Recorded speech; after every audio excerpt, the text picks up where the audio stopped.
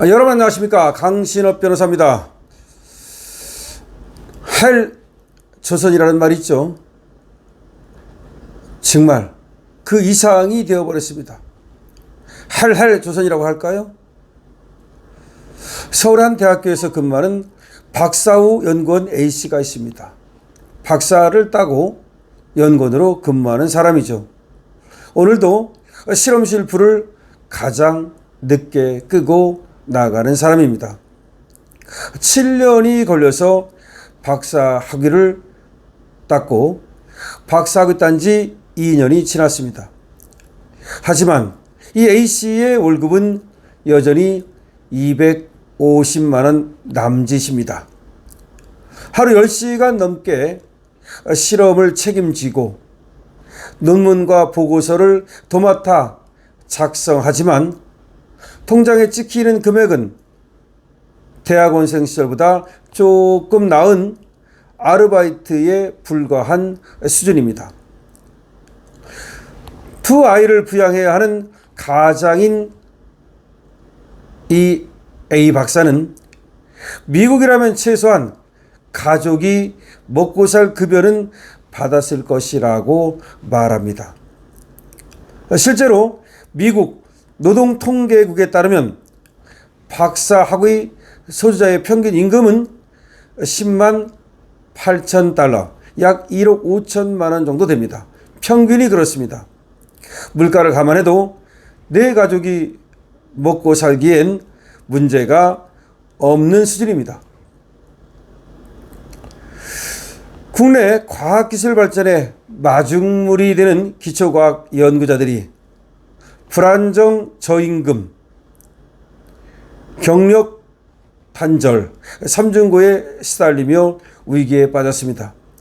일단 불안정, 다음으로 저임금, 세 번째 경력 단절, 삼중고입니다. 학령 인구 감소로 전임 교원 수는 줄어드는 반면 박사 배출은 늘어나면서 경쟁이 치열해지다 보니까 교수가 되는 건 하늘의 별 따기입니다. 과학기술 인재정책 플랫폼 HPP에 따르면 2022년 기준 한국의 과학기술 분야 박사학위자는 인구 100만 명당 199.1명으로 미국 130명과 일본 96.5명에 비해서 우리가 훨씬 많습니다.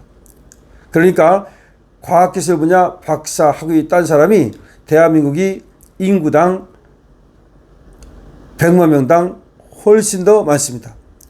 그러나 이들이 갈 수 있는 일자리는 턱없이 부족합니다. 기업체 고용이 75.6%를 차지하는 반면 대학 연구원 비중은 10.1%에 불과합니다.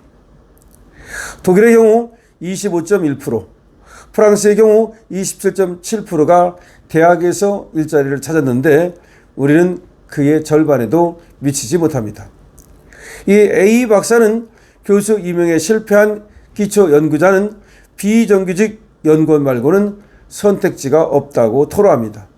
교수가 안 되면 비정규직 연구원밖에 할 게 없다는 겁니다. 박사 실업률이 치솟고 있습니다. 통계청에 따르면 지난해 신규 박사학위 취득자의 29.6%가 무직 상태입니다. 2014년 24.5%에서 꾸준히 증가한 결과가 그렇습니다. 특히 30세 미만에서는 절반 가까운 47.7%가 실업자입니다. 박사 따고 절반이 실업자입니다. 과제가 끝나면 직장도 잃게 되는 것이 한국의 박사들 실태입니다. 문제는 제도적 공백입니다. 고등교육법은 대학 구성원을 학생과 교직원으로 구분하고 있는데요. 대학에서 연구원은 제도적 지위에서 철저히 배제되어 있습니다. 학생도 아닌 것이 교직원도 아닌 것이 학교로부터 정규 급여를 받지 못한다는 의미입니다. 대신 이들은 정부 기업 연구과제 예산에 책정된 인건비 항목에서 생활비를 충당하게 됩니다. 그러니까 연구과제 예산, 여기서 생활비를 받게 됩니다. 고용 안정성이나 복지 체계를 사실상 교수 개인 연구비 운영에 의존할 수밖에 없는 구조입니다. 다시 말하면 교수가 연구비 따다가 이 박사 후 연구원들을 고용하고 거기서 돈을 지불하는 거다 보니까 너무나 불안정하죠. 다시 말하면 교수가 연구를 못 따오면 이 박사도 결국은 생활비도 못 받게 되는 거죠. 학생 연구원의 경우 BK21 등 국가지원 사업에서 풀링제 방식으로 인건비를 일정 부분 공동관리 및 분배하는 제도가 있어서 최소한의 보완장치가 작동합니다. 학생은 오히려 보완장치가 있습니다. 반면 박사 후 연구원은 이런 제도적 보호망조차 없어서 계약 단위로 연구비가 끊기면 곧바로 생계가 위태로워집니다. 미국이나 유럽에서도 박사 후 연구원은 기간제인 경우가 많지만 일정 경력을 쌓으면 스태프 사이언티스트, 연구전담 인력, 또 리서치 사이언티스트 등으로 정기적으로 전환되는 경우가 많습니다. 특히 미국 국립보건원 같은 연방연구소의 경우 공무원에 준하는 연봉과 복지가 제공됩니다. 일본 이화학연구소 등에서도 일정 성과를 거둔 연구자를 계약직에서 정기적으로 전환 가능한 제도를 운영하고 있습니다. 미국에서 박사 후 연구원으로 근무한 B 씨는 미국에서는 정규직 기회 외에도 비자와 영주권을 해결해주고 주택담보대출 등의 복지가 있는데 한국은 이런 최소한의 기본조차 마련되어 있지 않다고 말하고 있습니다.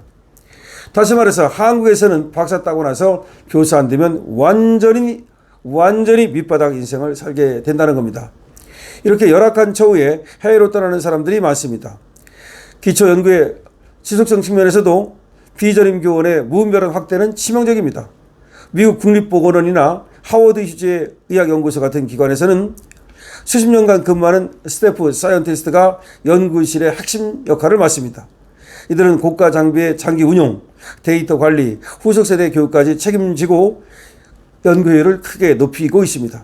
예컨대 전자현미경이나 차세대 염기서열 분석 장비 등은 세밀한 조정과 축적된 경험이 필수적이라 숙련된 인력이 상주해야 되는데 이들이 이런 역할을 맡고 있습니다.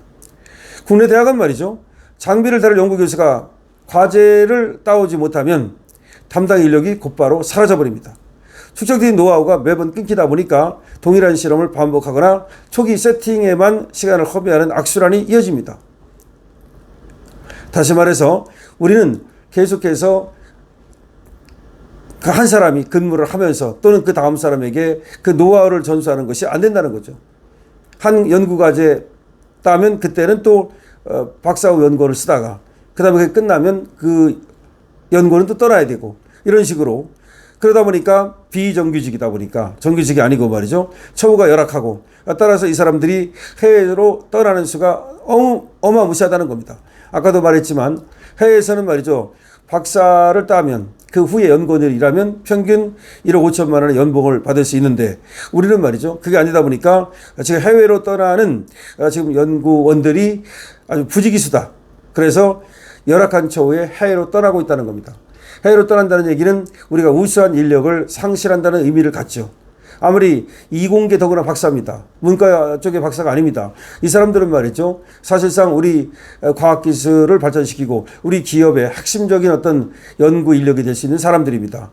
이런 사람들이 비정규직으로 헤매다가 그야말로 나라를 떠나는 그런 악순환이 반복되고 있다는 겁니다. 자, 대한민국 어떻게 되겠습니까? 그야말로 30대 가장의 눈물. 지금 얘기한 것처럼 애들은 있고 그야말로 비정규직으로 박사 후 연구원으로 산다는 것이 너무나 비참하고 그야말로 눈물을 흘릴 수밖에 없는 그런 상황이어서 한국을 탈출하고 있다는 겁니다. 월 250만 원 정도 받는데 그거 받고 살기도 어려울 뿐만 아니라 그것도 영구적이지 않다는 겁니다. 이 사태에 대해서 어떻게 생각하십니까?